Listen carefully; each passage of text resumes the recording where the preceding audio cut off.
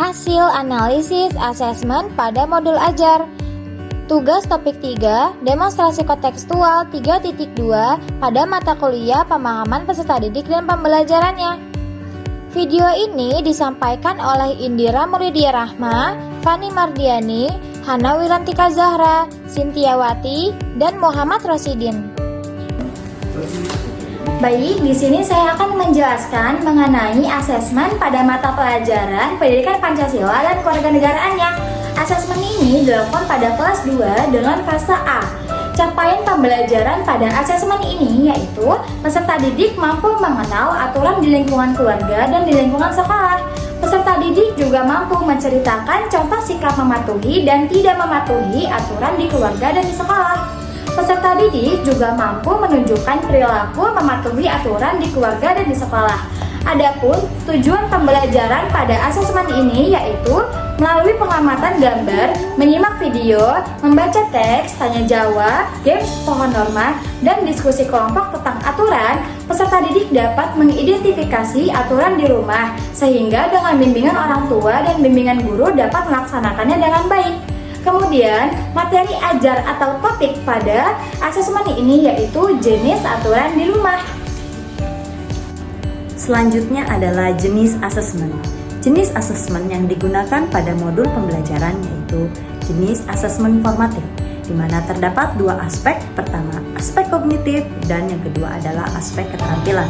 Pada aspek kognitif, terdapat 4 indikator asesmen. Indikator asesmen yang pertama yaitu mengelompokkan kegiatan aturan di rumah sesuai waktu. Yang kedua, menilai kegiatan aturan di rumah. Yang ketiga, menguraikan manfaat kegiatan sesuai aturan di rumah. Yang keempat, yaitu menyimpulkan aturan di rumah. Teknik yang digunakan pada asesmen ini yaitu teknik tertulis dengan memberikan tugas sebanyak 4 butir soal isian. Untuk lebih lengkapnya dapat kita perhatikan pada tabel berikut.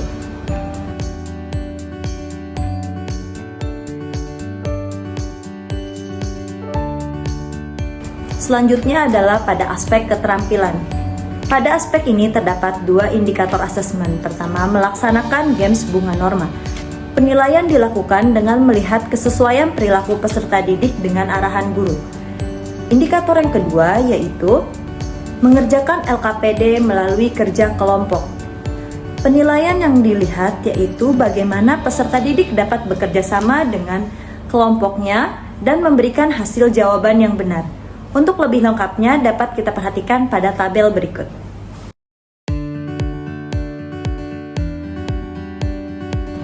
Untuk pertanyaan selanjutnya, bentuk asesmen, soal tertulis atau proyek atau unjuk kerja dan lain-lain.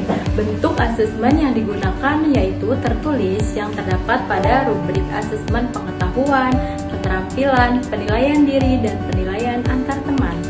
Untuk yang selanjutnya, bagaimana dalam asesmen tersebut yang menunjukkan kesesuaian dengan tahapan perkembangan peserta didik? Jelaskan.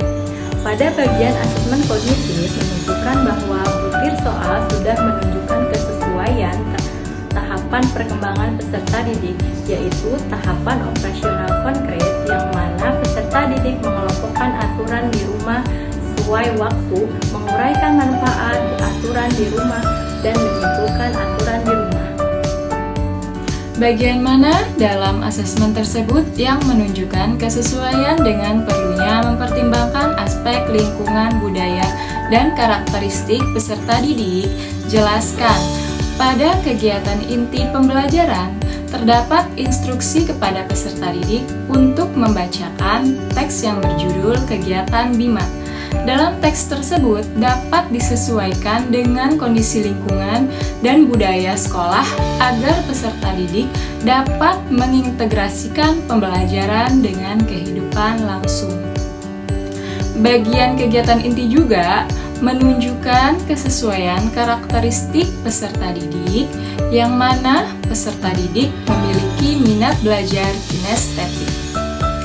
Dengan adanya kegiatan games bunga norma yang dilakukan oleh beberapa kelompok, maka rancangan pembelajaran sudah sesuai dengan karakteristik peserta didik. Hal ini dapat dilihat pada asesmen keterampilan pada modul ajar. Pertanyaan selanjutnya, bagian mana dalam asesmen tersebut yang menunjukkan kesesuaian dengan kemampuan peserta didik? Jelaskan. Bagian asesmen keterampilan yang menunjukkan terdapat games bunga norma yang diinstruksikan oleh guru. Hal ini sesuai dengan kemampuan serta perilaku peserta didik. Bagian mana dari asesmen tersebut yang menunjukkan kesesuaian bahwa sudah memberikan ruang bagi peserta didik untuk memberikan umpan balik terhadap proses pembelajaran mereka? Bagian asesmen diri peserta didik dan asesmen antar peserta didik. Dalam asesmen diri peserta didik, diminta untuk menyatakan keadaan sebenarnya dengan jujur terhadap pemahaman kompetensi jenis-jenis aturan di rumah. Dalam asesmen antar peserta didik, juga diminta untuk menilai teman sesuai dengan pernyataan yang terlampir. Jika Anda menjadi guru di kelas tersebut, hal apa yang ingin Anda tingkatkan untuk lebih memaksimalkan efektivitas asesmen dengan memperhatikan tahapan perkembangan peserta didik, lingkungan peserta didik, karakter peserta didik, serta kemampuan peserta didik? Tuliskan pendapatmu secara lengkap. Jika kami menjadi guru di kelas tersebut, yang akan kami tingkatkan yaitu memodifikasi asesmen kognitif peserta didik yang disesuaikan dengan kemampuan serta pemahaman setiap peserta didik di dalam kelas tersebut, sehingga pembelajaran dapat dilaksanakan sesuai dengan Teaching at the Right Level atau TARL. Selain itu, sintak pembelajaran yang dirancang juga memperhatikan lingkungan serta budaya peserta didik agar pembelajaran yang dilaksanakan dapat diintegrasikan dengan kehidupan nyata peserta didik.